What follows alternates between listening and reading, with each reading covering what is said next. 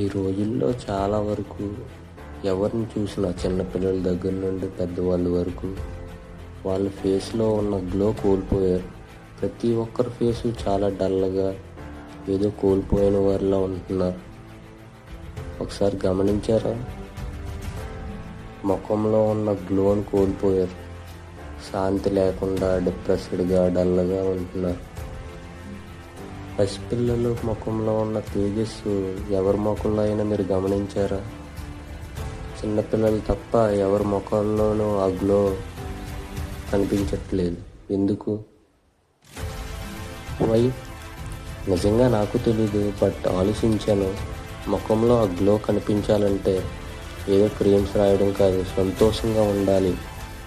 మనసులో ఉండి ఆ సంతోషమే మన ముఖానికి గ్లో తెస్తుంది. సంతోషంగా ఉన్నప్పుడు మాత్రమే ముఖం ప్రకాశవంతంగా ప్యూర్ గ్లో అవుతుంది అన్నది గమనించాను. బట్ మీరు అనొచ్చు, ఎవరి కష్టాలు వారికి ఉంటాయి కదా బ్రో. అవును, ఎస్, నిజమే. ఎవరి మనసులో దుఃఖం వారికే తెలుసు. బట్ కష్టాలున్నాయని బాధపడుతూ కూర్చోకుండా ఎంత కష్టం ఉన్నప్పటికీ మనసులోనే అనుభవిస్తూ పైకి మాత్రం ప్లాస్టిక్ నవ్వులతో కాలాన్ని ముందుకు తోస్తున్నాం. కానీ నేను తెలుసుకున్నది ఏంటంటే, రియాలిటీని ఎప్పుడైతే యాక్సెప్ట్ చేస్తామో ఒరిజినల్గా నవ్వడం ప్రారంభిస్తాం. Originality comes from accepting our own mistakes. మనకంతా తెలుసు బ్రో, ఏం చేస్తే మన గ్రోత్ వస్తుంది, ఎలా ఉంటే నాశనం అవుతాం, మొత్తం అన్నీ తెలుసు. తెలిసినప్పటికీ మనం ఏ దారి ఎంచుకుంటున్నాం అన్నది నీ లైఫ్ని డిసైడ్ చేస్తుంది. కానీ మనం మాత్రం ఏది ఇంపార్టెంటో దాన్నే నెగ్లెక్ట్ చేస్తాం. మన బుద్ధి అంతే. కోల్పోయినప్పుడే మనకు అన్నీ అర్థమవుతాయి బ్రో. పెద్దలు అంటారు కదా, చేతులు కాలాక ఆకులు పట్టుకున్న ప్రయోజనం లేదని. కానీ ఒక రకంగా ప్రయోజనం ఉంది బ్రో. ఇప్పటికైనా రియలైజ్ అయ్యాం.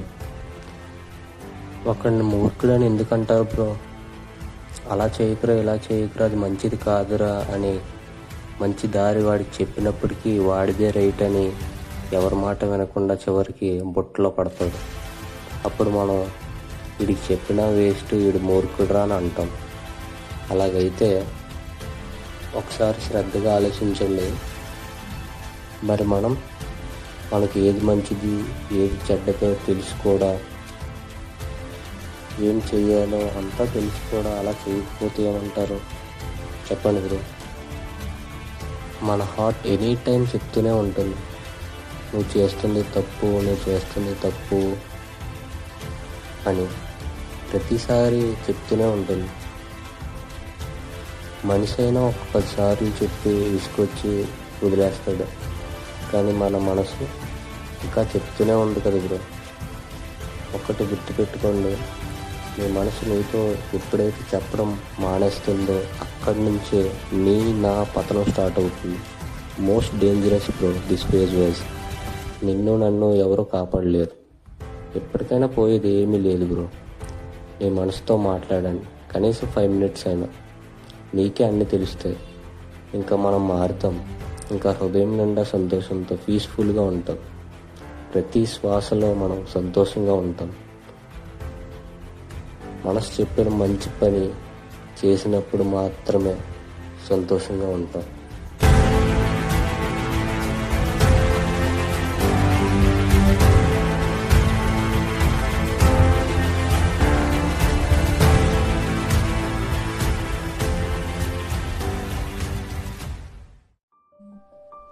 ఇలా అనిపించింది నాకు కూడా.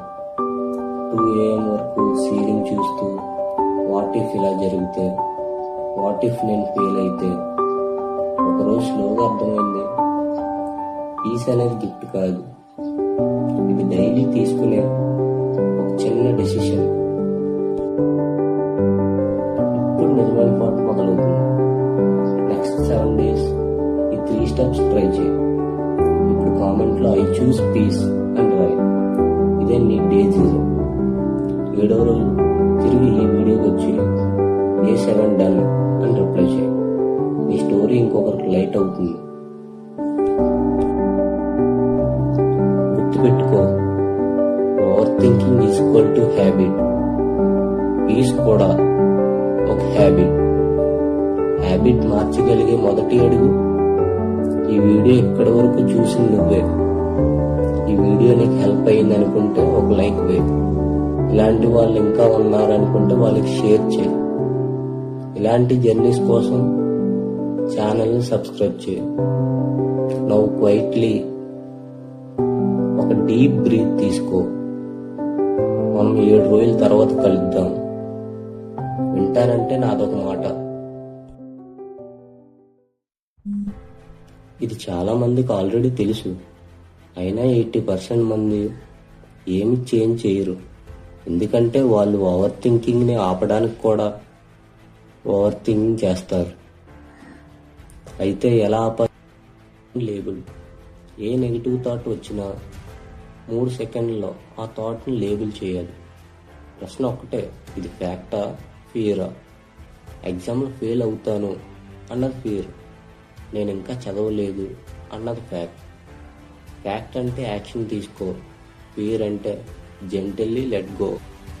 Step 2, morning quiet. ఫోన్ తాకే ముందు 5 మినిట్స్ నీతో నువ్వు ఉండు. కళ్ళు మూసుకొని వచ్చే థాట్ ఒక్కొక్కటి కౌంట్ చేయి. 1, 2, 3 అండ్ సో ఆన్. ఫైట్ చేయకు, అబ్జర్వ్ మాత్రమే. Step 3, night dump.